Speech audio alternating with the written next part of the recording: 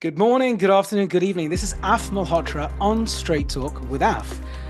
I always bring the most extraordinary guests. I know you know that. And I love to speak with authors. I love the way they think. I love the patience and grit that they have in researching their books. And on the whole, I'm really selfish and I use this as an opportunity not just to learn from them, push them in direction that perhaps previously people haven't pushed them in. So here we go. My guest today is a wonderful author and great thinker, and someone I have a lot of respect for, and have had a lot of respect for a number of years, nearly 12, in fact, because one time in my life when I was traveling to India, I stopped at I was at Delhi airport, and I walked into one of those bookshops, and I was in a corporate job back then, thinking about my entrepreneurial life and trying to find the courage to become an entrepreneur. And just then, serendipitously, there was this book lying on the shelf called Jugaad Innovation. And I picked it up and I read it in about a month's time. And I was like, this is a fantastic book. Never really thought about who wrote it, frankly, I must admit, but I thought it was a great book, well researched. And about 3 or 4 months ago, I ended up going to this event in London at the House of Lords, set up by a friend of mine. And the speaker there was no other than my guest today, Jaideep Prabhu. So, Jaideep, welcome to Straight Talk. What a pleasure it is to have you on the show today. Thank you so much, Af. It's my pleasure. Yeah, it's incredible. It's just weird how the universe sort of conspires to connect you with people at the right time. I think that's the key thing. It's at the right time. I wished I had met you before, but this was the time when I really needed to meet with you. Now, let me do a quick intro, and then we're going to go right into the conversation. So, Jaydeep, of course, you're a professor in marketing and business and international business, and have a deep expertise in India at the wonderful Judge Business School in Cambridge. You write not just books, but you write articles. You speak to the press regularly about your books and topical issues related to the UK economy, which is hot. It's a hot potato right now. And I think one of the most interesting things I feel, and I'm desperate to talk to you about this, is the fact that you've studied in a lot of detail India as an economy. And of course, it's so hot right now. I remember 10 or 12 years ago, I used to run a lobby group and no one was interested in talking to me about India here in the UK. Now everyone wants to talk about India. So I'm sure you've seen that your book sort of almost reemerge, going back to the peak of inflated expectations to some extent. I'm sure you've seen that.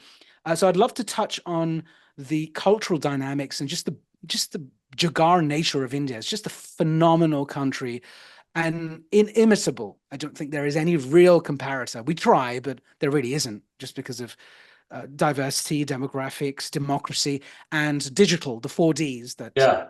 talk about as well. And we'll talk about that. And then I would love to go into the most recent book you wrote. I was doing some research just earlier on this week and earlier today as well on this book that you've written called How Should Government Be? How Should Government Be? It's a 2021 book, about 3 or 4 years ago, you've written this. It's so topical. So we're going to go into that.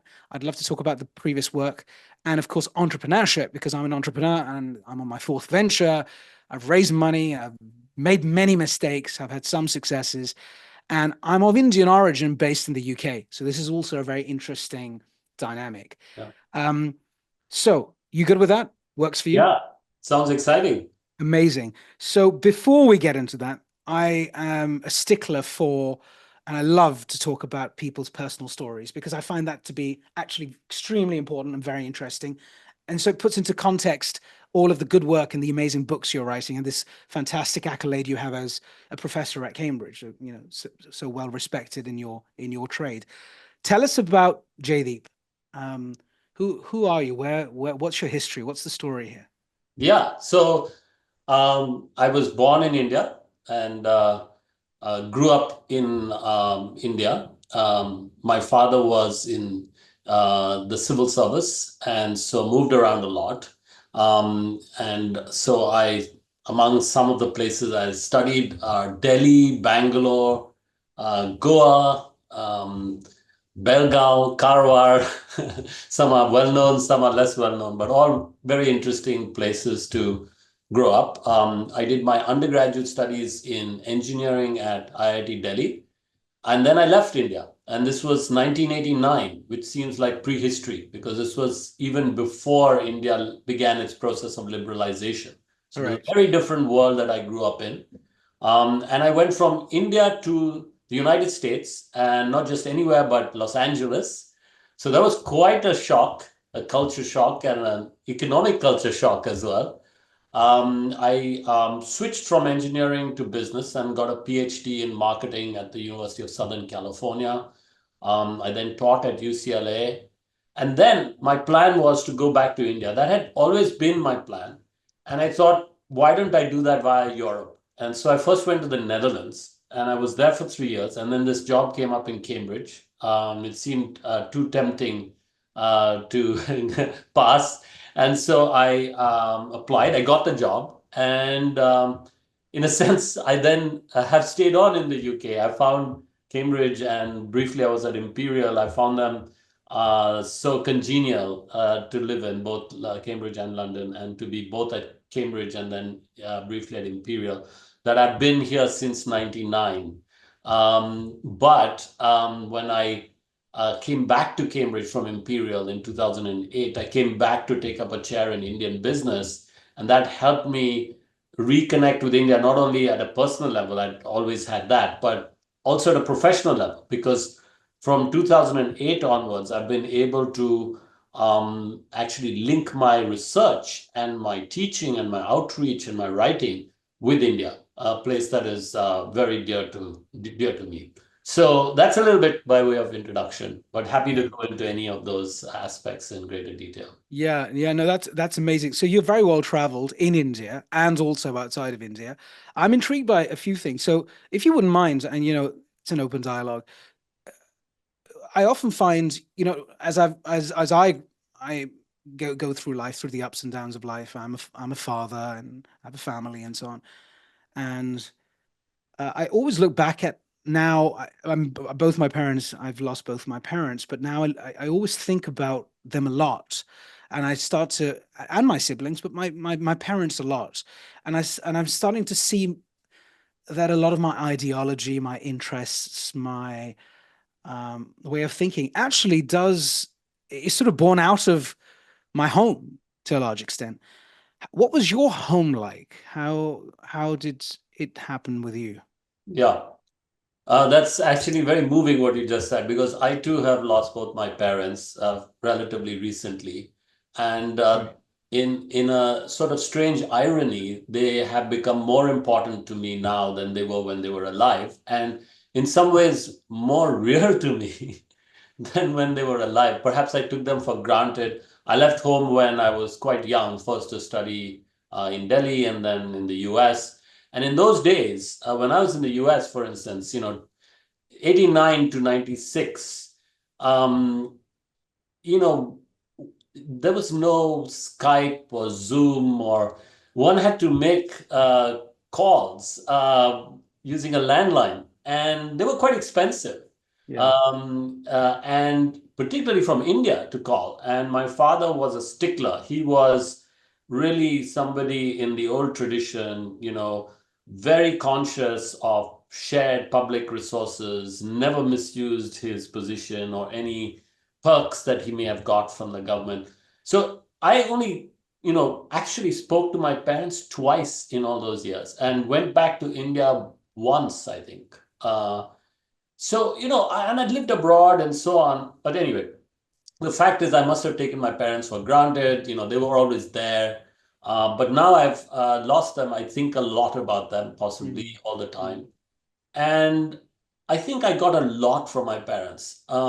So from my dad, I got this sense of the importance of the collective, and the importance of service and of a life of duty, which is also possibly a very Indian thing. And from my mother, I got, I think, a sense of empathy and care and concern. She was a teacher, and then later became a principal. In fact, a very distinguished person in her own right because she ran two very well-known international schools when international schools were relatively new in India. And actually, when she died, I heard from people I had no idea she knew, people whose lives had been transformed by her, support for them. Um, and so, my own profession as a teacher, as an academic, I think very interestingly, for a large part of my career, I was a more classic, traditional academic, very focused on my research. Teaching was a secondary thing. But interestingly, I've noticed that in the last few years, I've come to value my role as a teacher and the engagement with students. And, there's nothing more moving and fulfilling than when somebody you've taught years ago comes back and just meets you.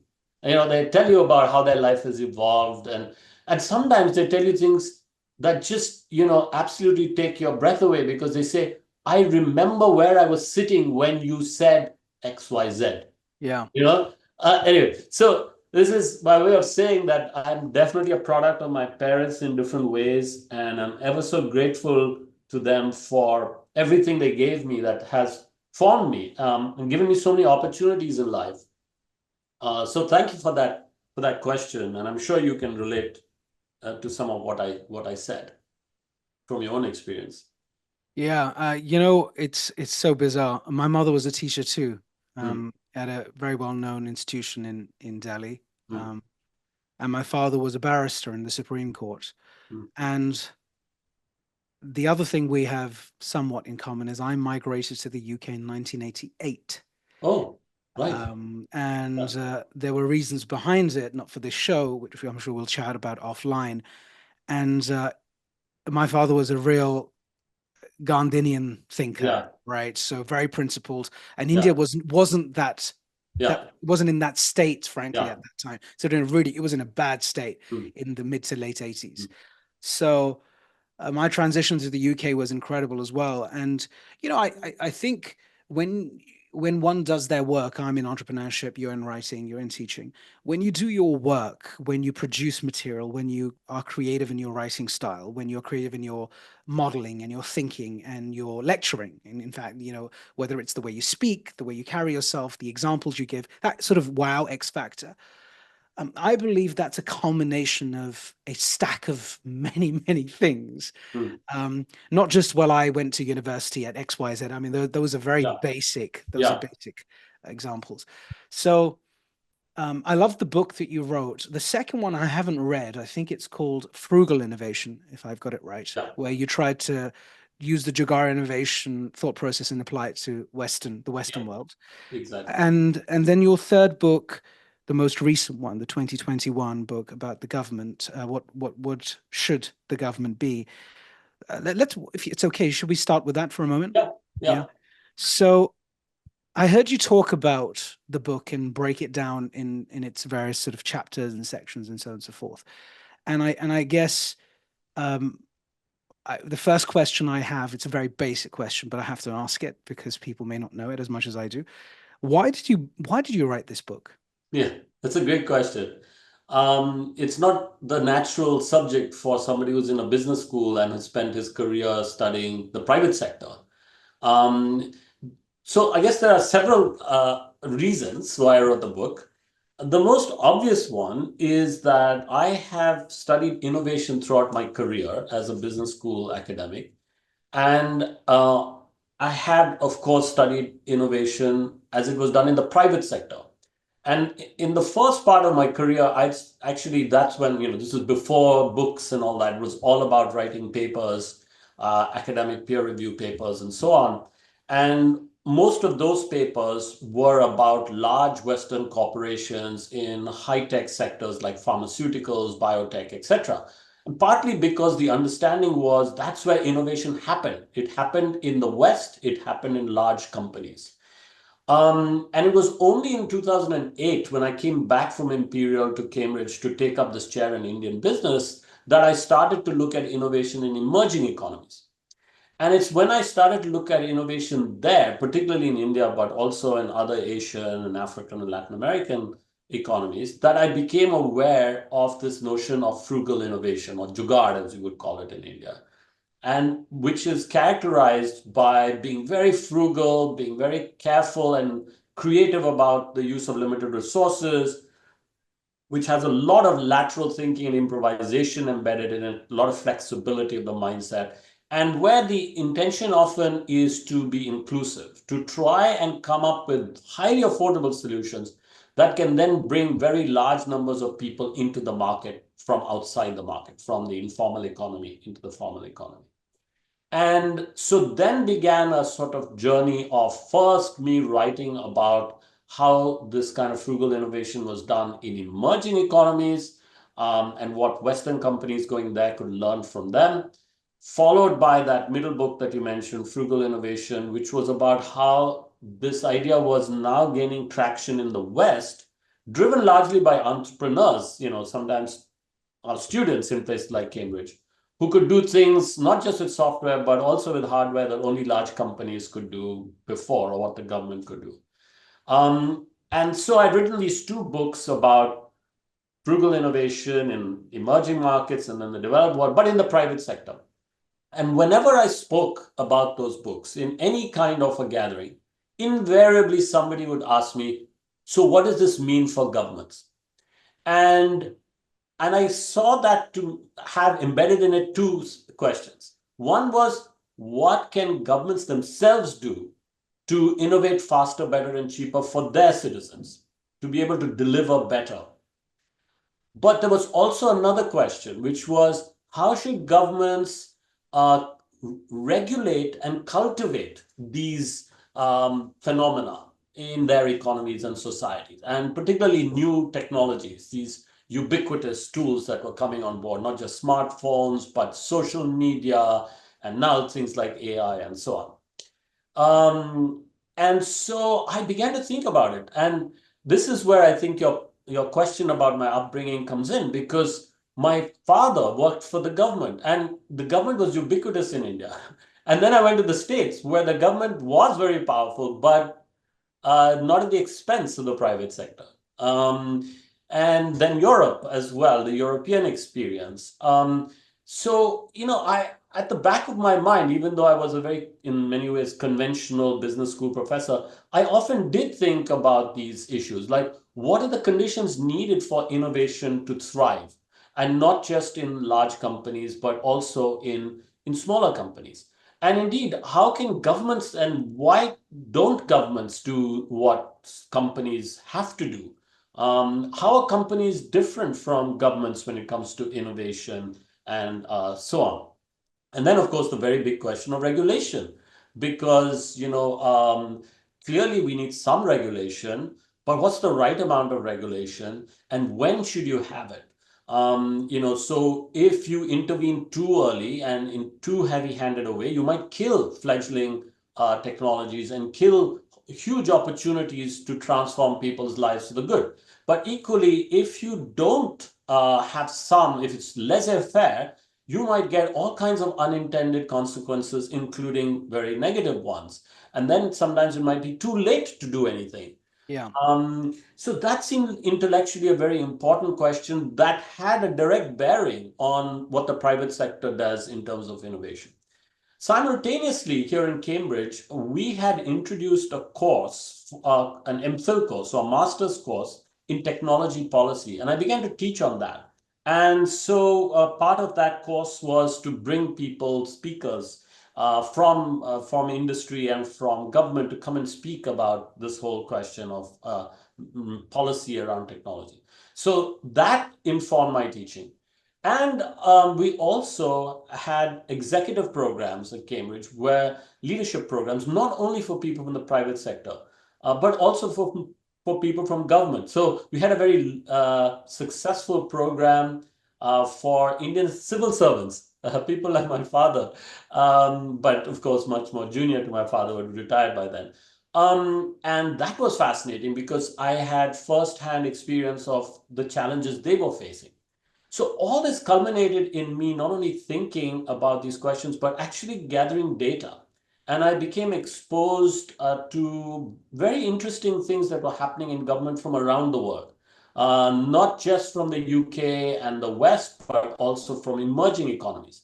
I had also encountered a very interesting organization called BRAC from Bangladesh, very big NGO, very impressive organization. I'd spent several years with PhD students studying them. I'd visited several times.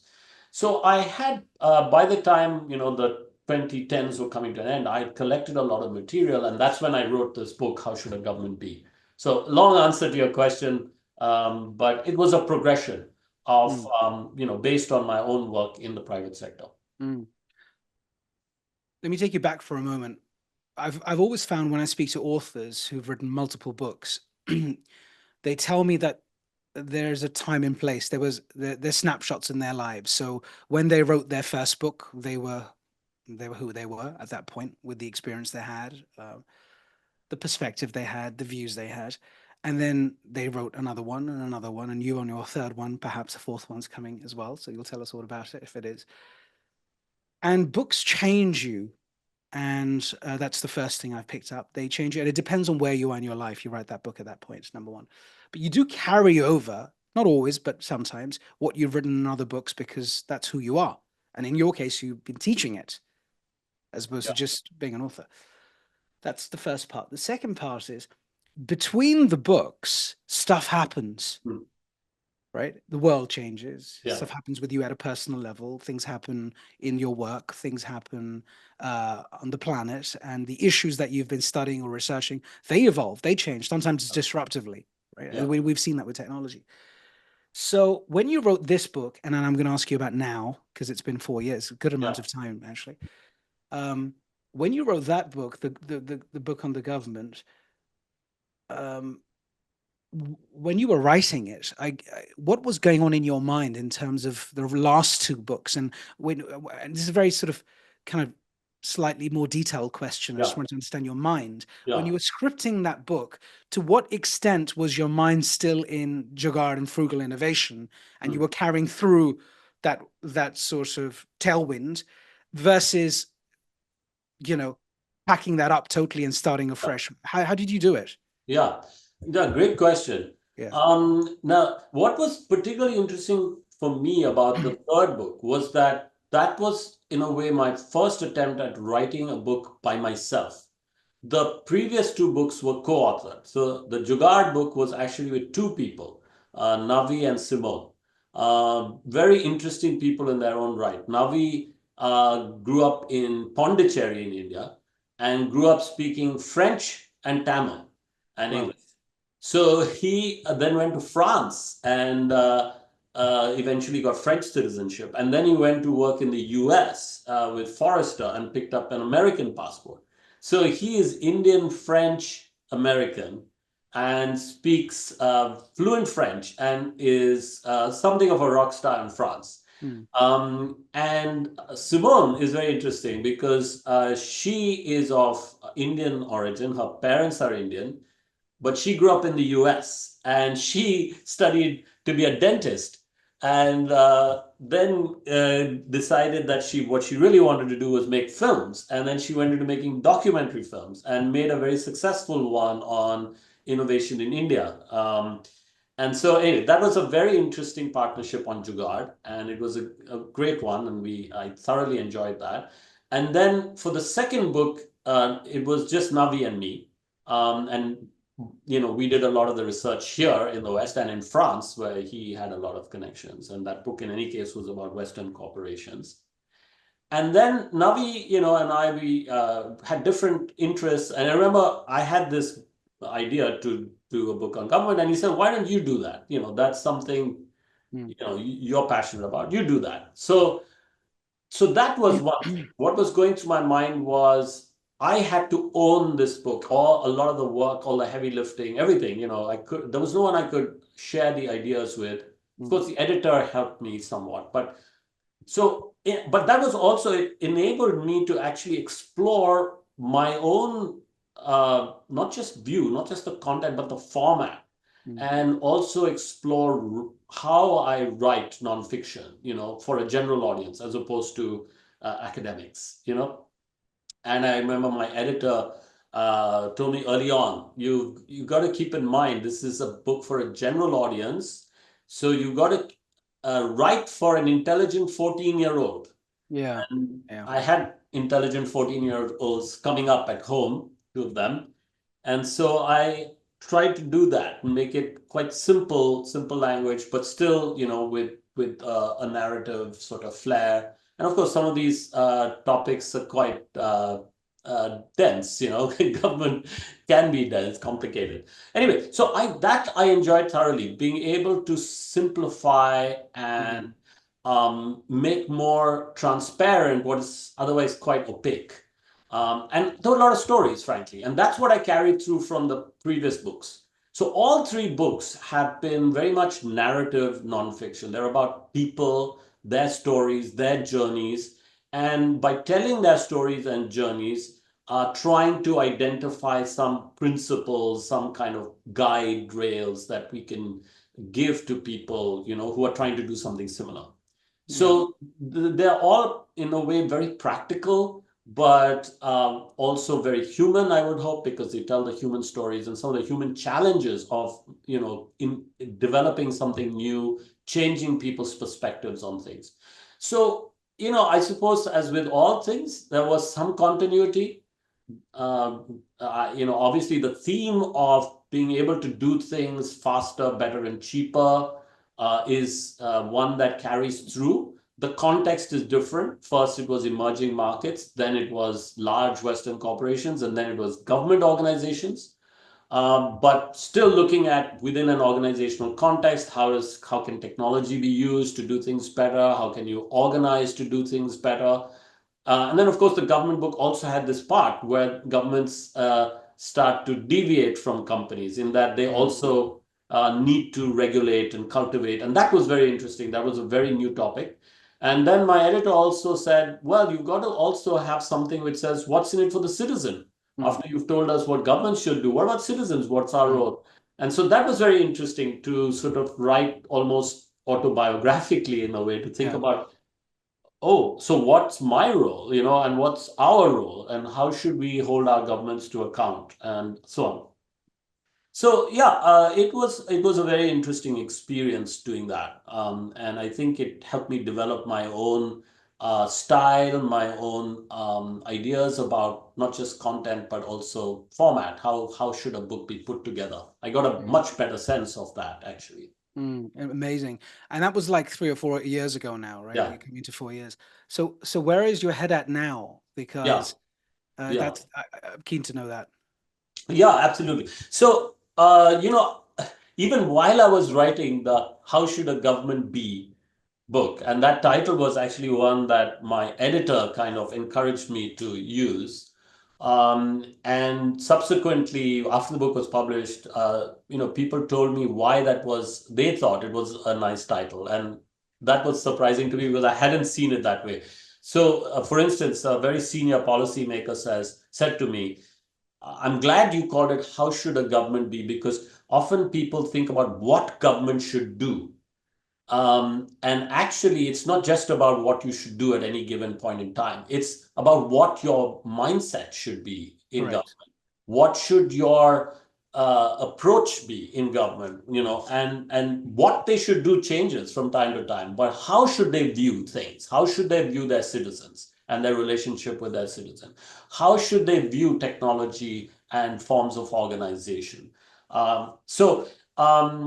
As I was writing this book on how should a government be and thoroughly enjoying it and absolutely immersed in it and finding that it helped me connect with parts of myself that I had never connected with, the parts that I had observed when I Mm. was growing up of my father's work and so on. Mm. And um, I at the back of my mind kept asking myself this question that anyone, a reasonable person would ask me, which is why, as a, what gives you, a business school professor, the right or the authority to write about government, which is a fair enough point, So in some ways, I could say, well, I was just exploring this topic. That's not really my area of interest, but therefore, what I should be writing is a book called How Should a Business Be? Yeah. you know. And so that's what I'm sort of working on at the moment. And that's very linked again to this whole trajectory of mine around frugal innovation and jugaad, because in that whole notion of frugal innovation is also the notion of sustainability. Right. It's Right. the notion of both of growth and prosperity, and reducing poverty and reducing inequality through growth, but equally growing in a way that is sustainable within planetary limits. So frugal innovation is very much about that. How do you get more with less? Or how do you do better with less? And so that links to sustainability. And I had simultaneously, more in my academic work, along with PhD students and so on, been looking at precisely that question in businesses. How are businesses dealing or grappling with this challenge of sustainable growth or sustainable profits? And sustainable in every sense of the term, not just environmentally, but socially and economically. So let's take the case of a company like IKEA. And actually, it was while I was interviewing people at IKEA for the Frugal Innovation book that this became so starkly clear to me.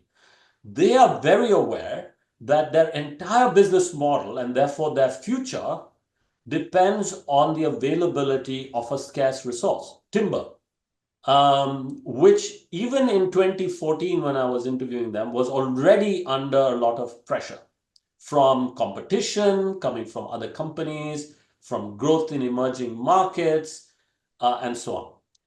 And so it was only going to get even more scarce.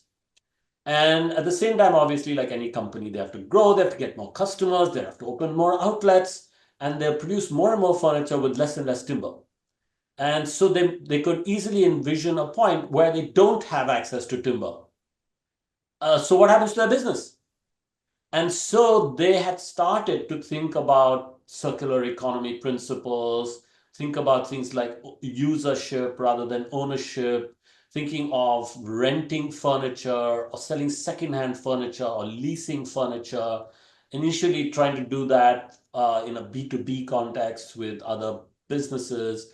But eventually, very recently, you might have heard that they have now, as a policy, are going to sell secondhand furniture in their stores.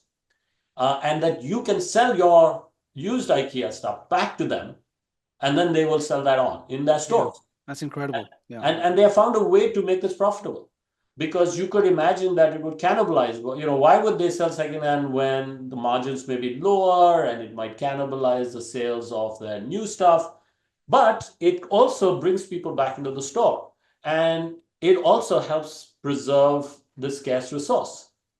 And you could imagine that at some point, they might not have to produce so much new furniture. The used furniture might be good enough. They might, of course, refurbish it and so on.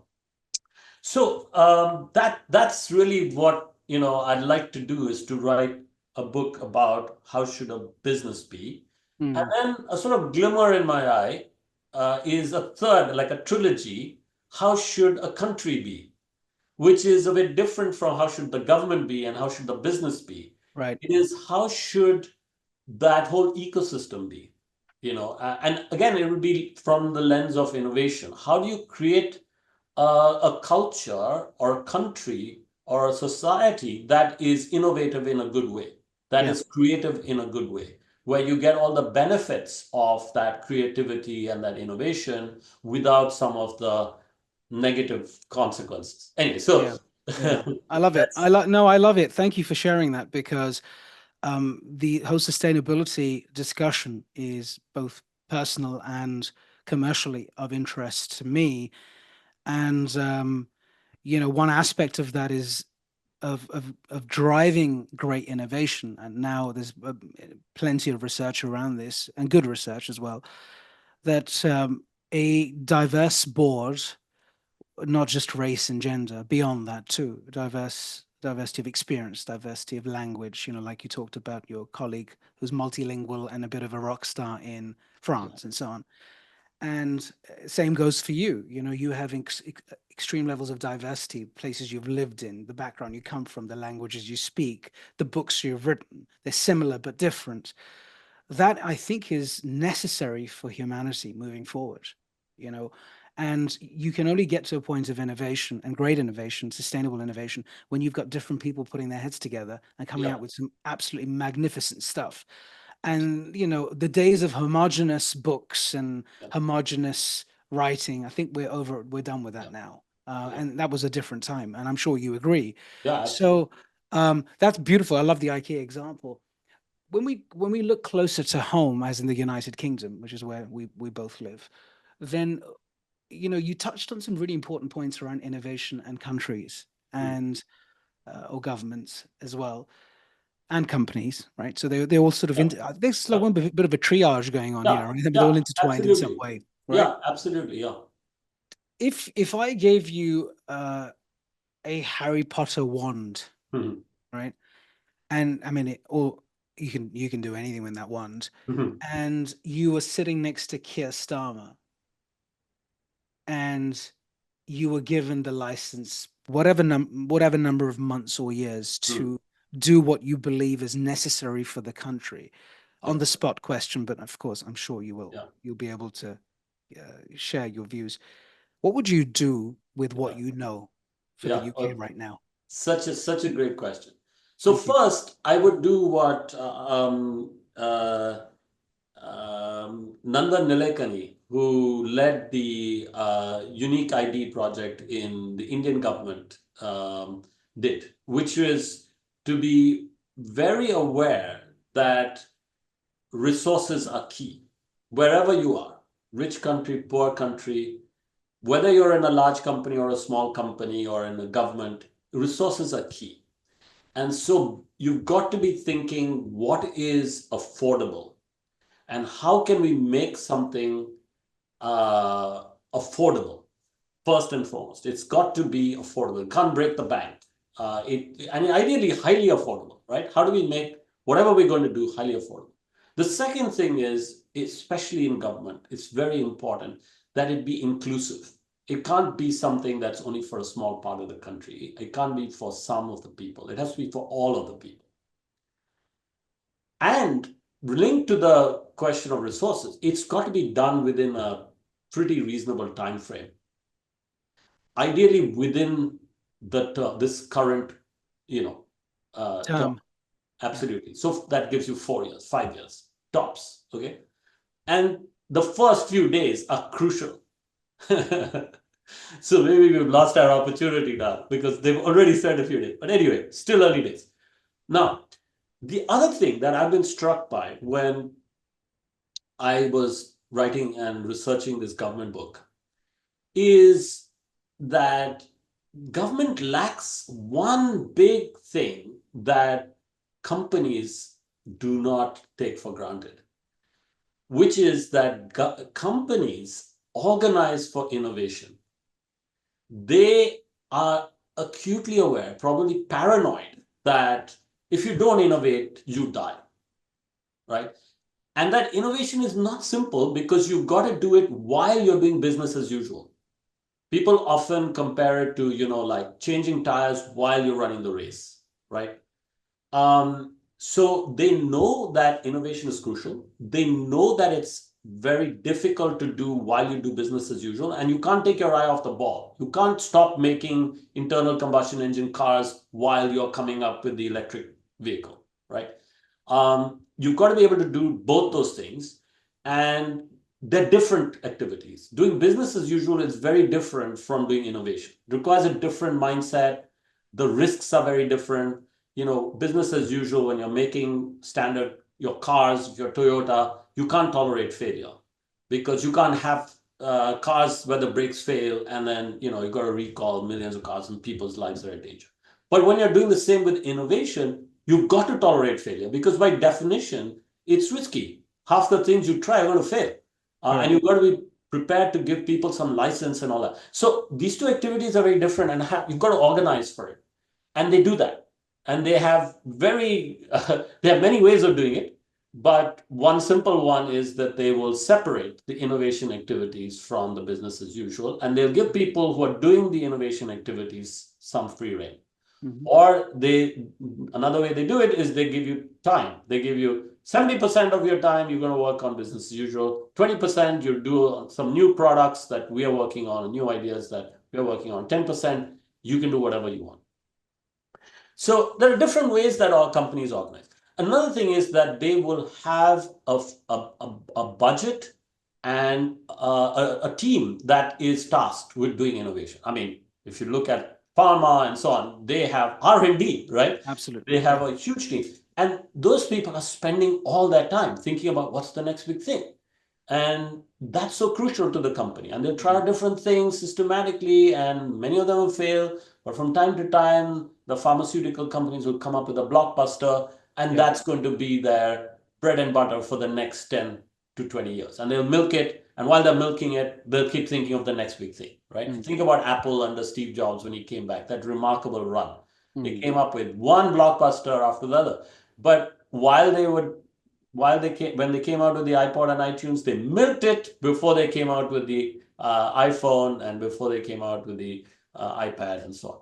Absolutely. So in government, you very rarely have that R&D, that engine, to try out new things, to test them, to get data, and then decide, is this go or no go? If it's go, we put our resources behind it and we scale Mm. it. Mm. And you not only don't have it as a central function, more importantly, you don't have it in different government departments, and you Mm. don't have it going across departments, right? And so my what magic wand would be, let's create and it again, it has to be, it can't be a big apparatus, it can't be bureaucratic, and it doesn't need to be. Right. A small team that is within every department in government, and that's, we're talking central government, but I Hmm. Hmm. can talk about it at the city level as well. Hmm. You have a kind of a unit who's tasked with identifying some problems, big ones, then identifying possible solutions, and often these solutions might already be there. People somewhere in the system might have encountered that problem and come up with a rudimentary solution. And again, this is a key principle of frugal innovation. Don't reinvent the wheel. Often in any community or any system, there are people who've already recognized the problems, they're grappling with those problems. They have likely come up, or somebody has likely come up with a solution. Work with that solution, work with those people, and then improve the solution and scale it. And collect evidence as you do this. So that would be my one thing. Create these units, very Mm. light touch units, get the right people there and have them do that front end stuff, and then have them transfer the ones that are successful to the mass of the department to implement it. And we saw a bit of that happen during COVID. I Yeah. mean, Yeah. governments did that during COVID, and they did it very well in a short period of time. They may have spent more than they needed to, but time was of essence then. Yeah. Yeah. Beautifully put. So, in other words, taking from, innovation leaders, taking from the entrepreneurial world, what you're saying is the government of today, because it has ambitions and it Yeah, has it has yeah, the mandate now to do some yeah, great things, 411 MPs, and so it's a pretty sizable mandate to really start to put in place like a agile, rapid model where you hire the right people. yeah, I know you said that, but I'm going to yeah, restate that because absolutely. this is a bit of an issue when you think of private and public Yeah, sector, yeah, where there's some great people in the public sector, no doubt, because of the size of the public sector and the way it's structured and organized. To your earlier point, there are times where the incentives for great people to come on board aren't so great, yeah, and so there's a slight conflict then. So that yeah, great person ends up at a Microsoft or at a yeah, maybe Diversity Economics, my yeah, business, a Gen yeah, AI company, and so on. So I think getting the right people on the right terms with the right incentives, that's the only bit I would add to your piece, because I feel historically great people haven't joined government, apart from thinking, well, it's bureaucratic. It's just not been financially viable for them to do so. Yeah. Right. And So there that's are examples of yeah, it because in yeah. my book, I actually have a case of Boston, the city, and the mayor's office where they have done exactly this. They have created this unit, a small unit, uh, uh, not expensive, but with the right people. And interestingly, to your point, the people they have in that unit now, they're lucky they're in Boston, so they have MIT, Harvard, Mm, etc. And a lot of the people who were in that unit were interns. They interned and then they were selected, hired. mm, They are entrepreneurial. They understand technology. In many cases, they grew up in Boston or have some commitment to so they understand the place, they understand the ethos, they care about the place. And mm, also, they have a public mindedness. So they're not cowboys, you know. They're not going to move fast and break things. mm. They might Yeah, move yeah, yeah, fast, but be very yeah. aware that in government, you don't want to break things. You have to, of course, make change happen. So that's a concrete example in government. Admittedly, it's at city level, it's easier to do this in the city level. But nevertheless, there are examples of doing this within government, and Mhm. that one can learn from. Mm. One more question, because we're just speaking in a Yeah. pragmatic way, and the reason I'm asking you these questions is because I actually believe I'm going to take a section of this, Mm. and I'm going to get it over to the Labour Party, Yeah. because the Labour Party, as our government, Yeah. needs all the help it can get. To Yeah. your point, rally all the bright people, the smart ideas, pragmatic ideas, as Yeah. opposed to sort of in the Yeah. air ideas. So that's why I'm laboring the I'm laboring the point. Yeah. Um, And actually, if and I might just add yeah, another point there, so we have another program at Cambridge called Center for Science and Policy, where we have people who come over from government for a week at a time and they meet with academics on a theme that they're looking at, let's say clean energy and so on. So I've probably met about 200 civil servants over the last few years. I mm, love meeting them and talking to them. mm, Very intelligent, they really care about issues and so on. But very often, I don't know what they've done with what the ideas they've got. And my mm, fear is that the mindset and the approach is very much, okay, intellectually we'll grapple with this and we'll come up with some kind of intellectual solution, a product. But the implementation of that remains to be done. right. And I think this is why my point about it has to be a think and do unit. It can't just be a think unit. Mm, There are lots of policy units which they would say that's our R&D team. correct, But correct. that's not enough. You got to not just think through something. You've got to actually come up with a solution and then test it and put it in place. And sometimes that would be a product. It's like a Mm, digital app or something like that. mm. So anyway, that's some point I would want to add to what you just said. The think and do. And I guess the other point really is, if you've got, depending on the hierarchical structure and policies and influence and how decisions are made, if we do create a innovation unit of sorts, do you believe it's hub and spoke, like there's a center and then it's distributed and there are like two or three people, whatever that count is, in different parts of the different government departments? Do you believe that? And if that is the case, for example, if you do believe it, how does the whole machinery of politics work in terms of that unit being able to do?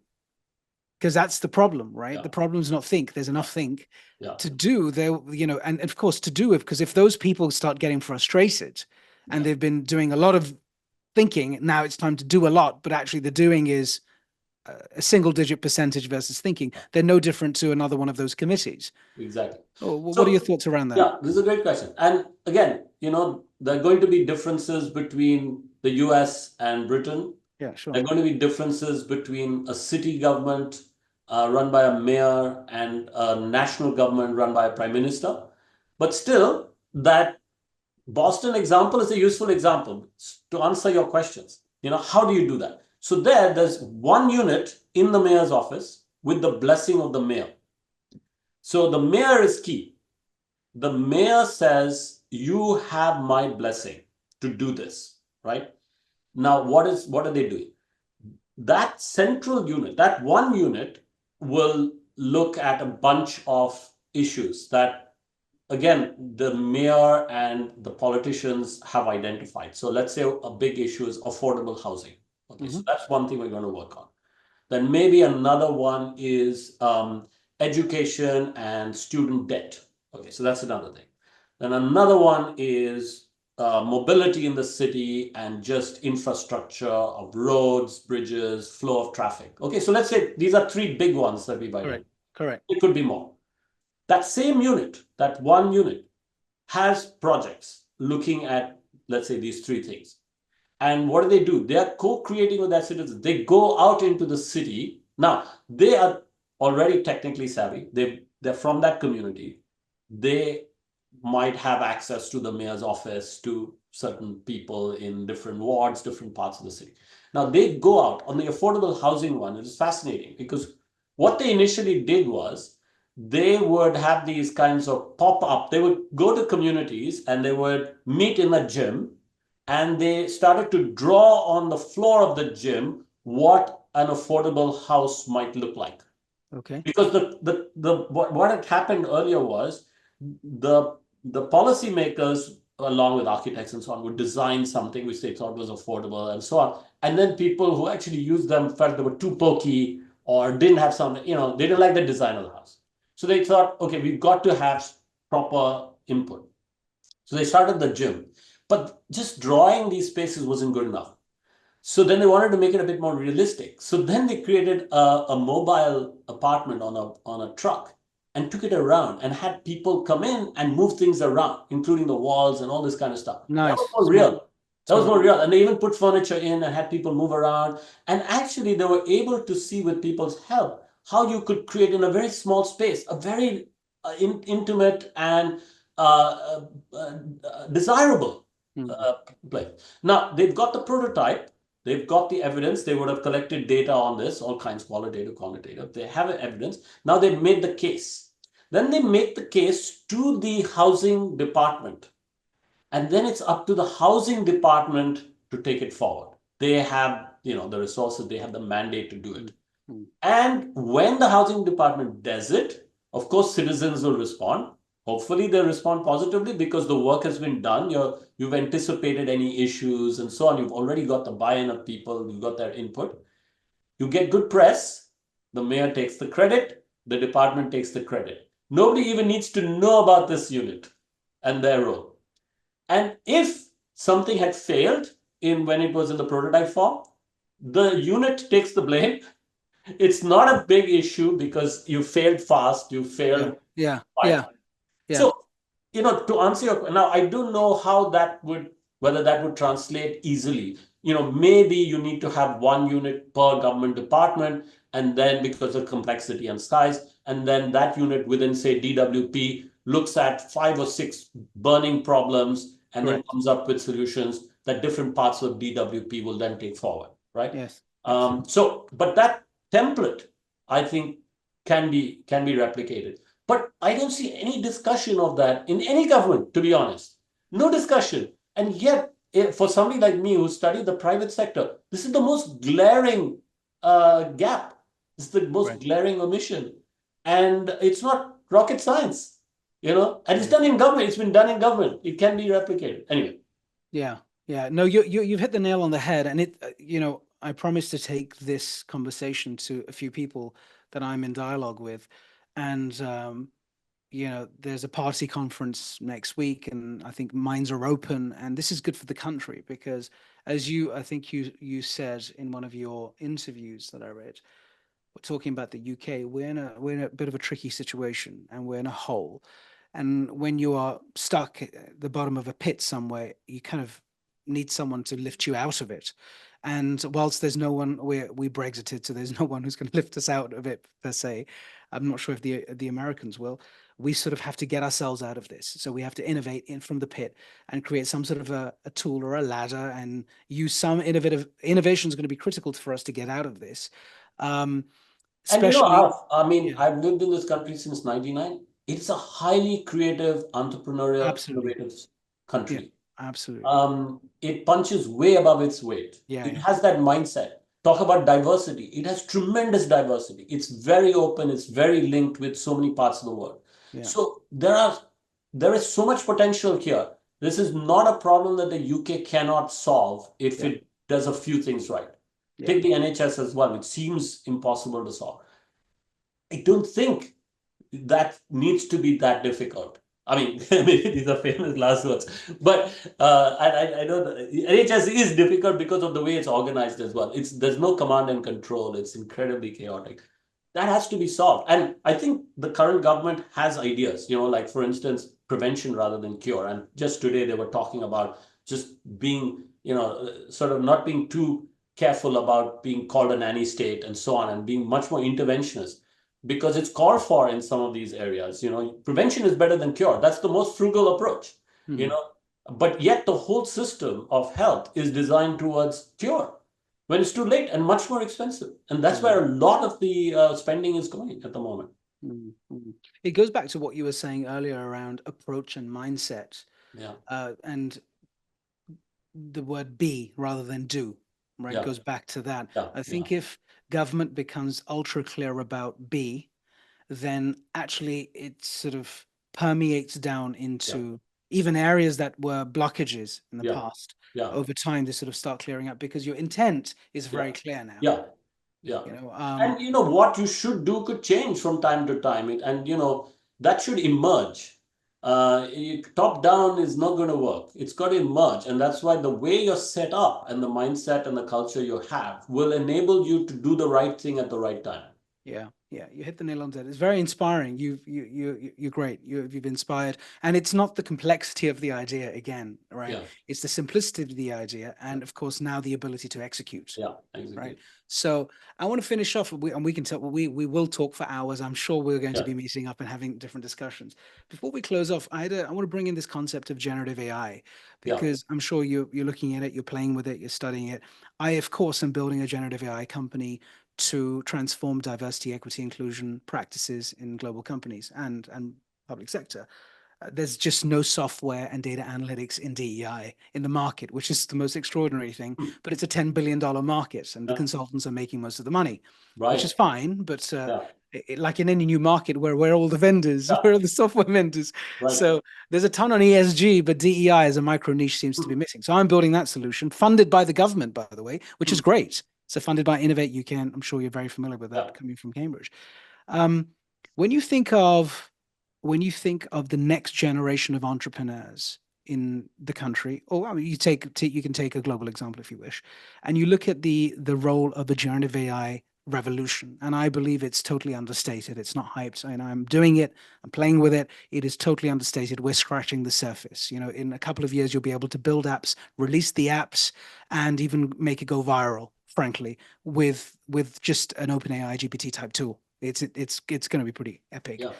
Um, as a result, you're going to see entrepreneurship changing. It's going to go away from the conventional, I build a business plan, I got a pitch deck. In fact, you could just do that on GPT today. You don't even need to write it anymore. As long as you prompt it well enough, it'll even build Exactly. out the slide decks for you. Quite good, in Exactly. fact. Exactly. Yeah. Yeah, It's quite getting good. better every day. Yeah, exactly. And so that'll change. Your limitation around resources, not having a coder or a developer or outsourcing it to Yeah. India or Philippines, that'll go away because the machine will probably build decent apps itself and websites and so on, and reuse WordPress and Wix and so on and so forth. So it'll reuse the templates, but back end code it fast, knock it out for you. And then the only problem really then is money for marketing and so on, which you can still raise. But my prediction is that the level of raises required will reduce, number one, because you just don't need $1 million to get things kicked off. Number two, you're going to see thousands of more home built innovators and entrepreneurs, Yeah. you, me, your mate down the road, and they'll be doing gig work, they'll be in some other job and actually building a company Yeah. at the same time. What doesn't that resemble Jagar and frugal So innovation to some extent? it's frugal innovation on steroids. Yeah, right. So, in the second book that we wrote, Frugal Innovation, we were looking at that wave of technologies that had come on board. So, as I said, smartphones, internet, social media, but also things in the hardware space like maker Yeah, spaces, all those digital manufacturing tools and so on, which had lowered the barriers to entry right. of, to come up with a prototype, and then to even, you could outsource the manufacturing if it was a product, and then you could crowdfund money you needed. You could use social media to promote. You could use Amazon to distribute, all that kind of stuff. Yeah. So the Yeah. whole bit, the barriers to entry to set up a company, to come up with an idea, do the market research, raise the money, market, all that could be done more affordably. And now it comes down by another factor with AI. Just think about the whole marketing of it, coming up with the campaign. Yeah. So I have a close friend who quit his job in global media, very high, high flying job and so on, running big teams to just go it alone. And I asked him the other day, so who's your co-founder? And he says, oh, ChatGPT. He does everything, he even checks with ChatGPT, gets feedback from Oh yeah, ChatGPT. totally. And he even asked ChatGPT what he should ask ChatGPT. Yeah, yeah, yeah. Absolutely. So, Absolutely. absolutely. Now, you asked me about, I have to talk about India again, Mm, because as you know, India is undergoing some massive evolution or revolution, I don't mm, know, partly demographically driven. But you said, you mentioned the Ds, digital and demography and democracy and all this kind of stuff. Um, so I wrote about this in the government book as well, because to me it's the most remarkable example of innovation at scale done affordably and in time, it started with the unique ID, and that was done in remarkable time and at a cost of about $1 an ID. Now everybody in India has that, and they linked the whole benefit system to that. So people who were due benefits from the state could claim them. They went directly into their bank accounts, so that eliminated fraud and all this kind mm, of stuff. mm. And then, of course, they had the challenge of how do people access that money sitting in their bank account if they're in a village somewhere. Right. So they made it linked it to mobile telephony and mobile banking, and they created this thing called Unified Payments Interface, which is based on open APIs, totally interoperable. So anybody could then Mm, pay anybody else to their mobile phones. mm, And mm, this did massive financial inclusion. Hundreds of millions of people who are in the informal economy came into the formal economy. Your chai wala making tea on a roadside stall didn't have to operate anymore with cash and doesn't. He just works immediately with digital through a QR code. You pay him. His mm, productivity can go up.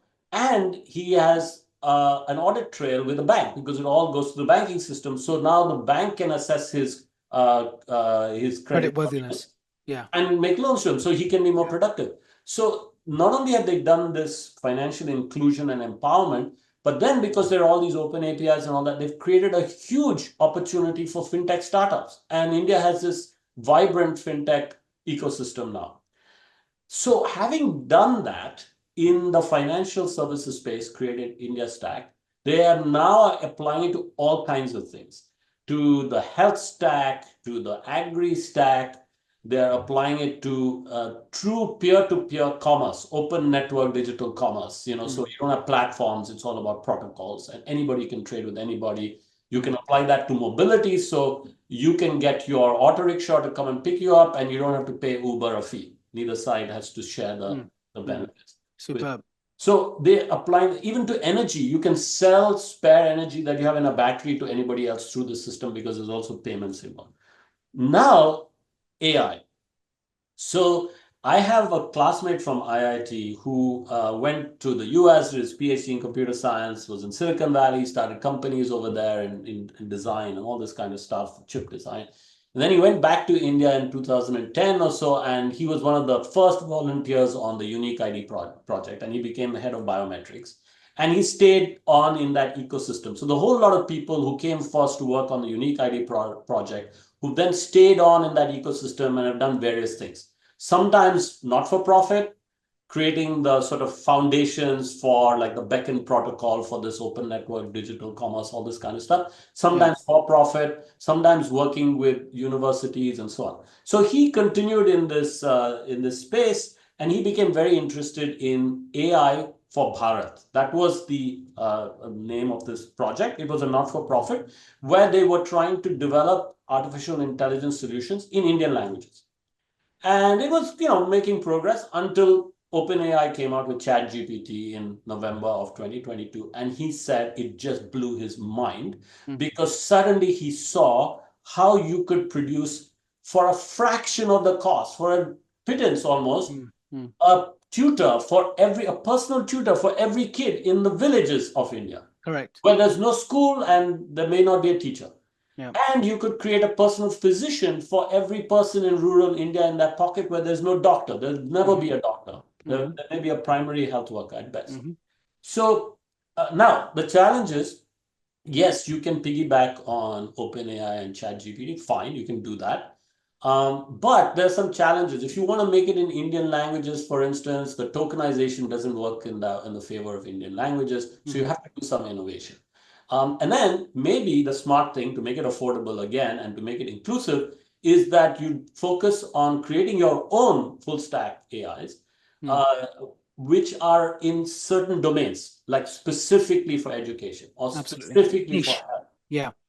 So anyway, I just wanted to talk about that because I think that is so impressive what's happening, and you can have all these amazing use cases in India, which also have with scale, and that then offers opportunities not only to do something like this in a country like India, but then potentially take that same learning to another country that has similar economics and diversity and so on. Anyway, I just wanted to share that with you. Yeah, that's a beautiful story. And I think you hit the nail on the head. And as we close the conversation, I think the net of this really is that no matter what situation you're in individually, your company, your country, your government, um, if you have the right approach and the right mindset, and you've done your research as well, you've studied, you've tried to understand. I think this. I want to differentiate between knowledge and understanding. I think, in today's world, it's terribly important we do this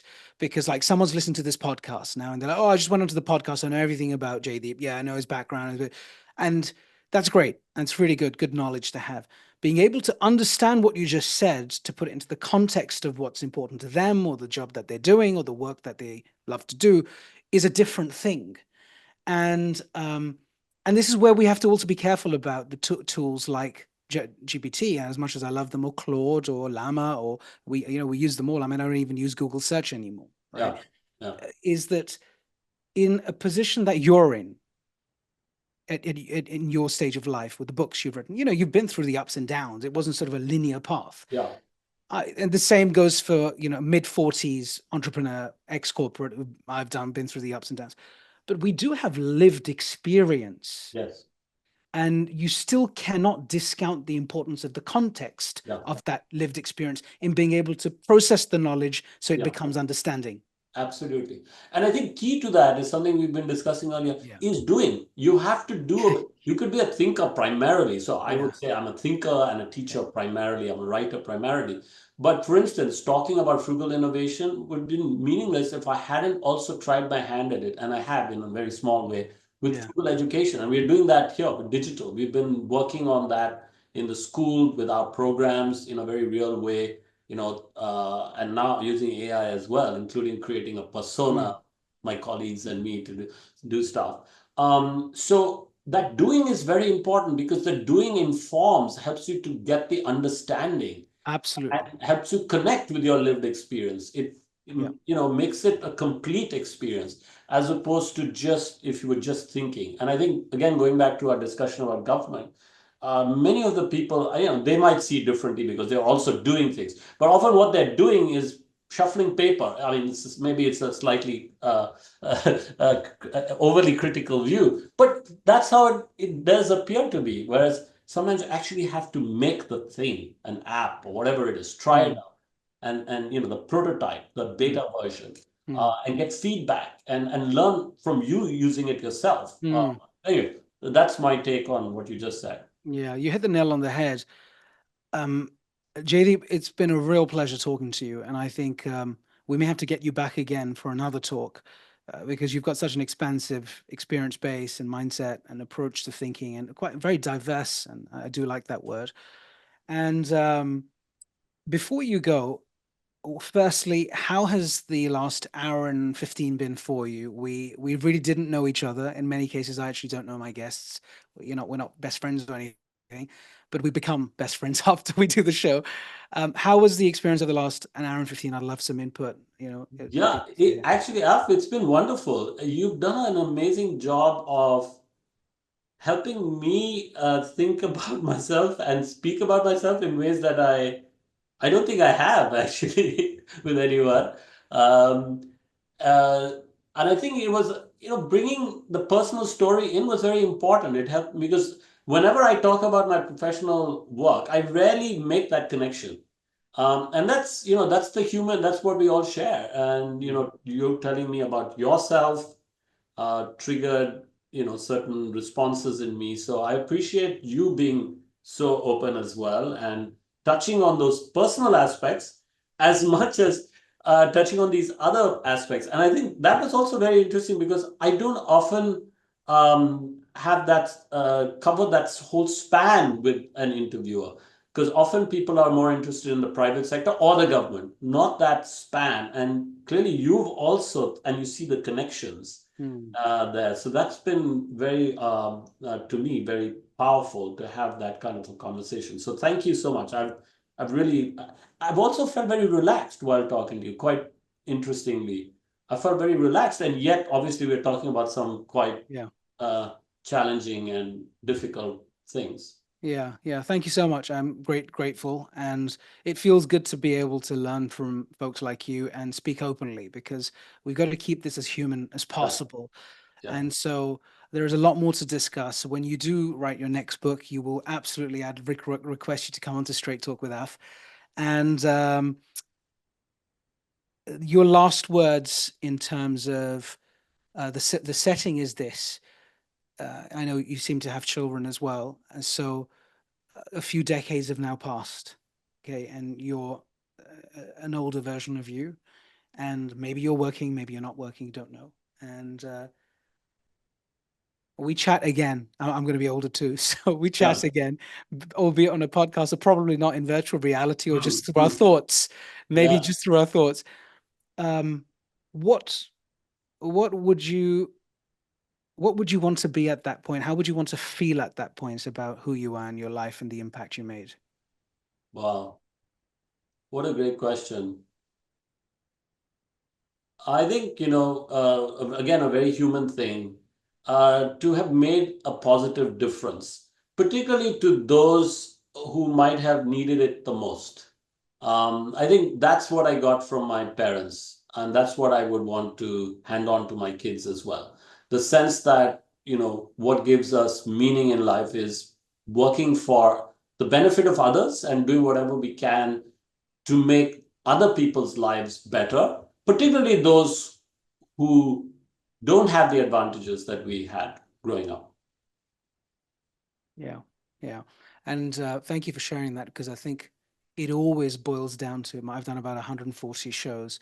A lot of them somehow, for some reason, have been with people who are in their late 60s, 70s, retired for some reason. Hmm, You're certainly not there.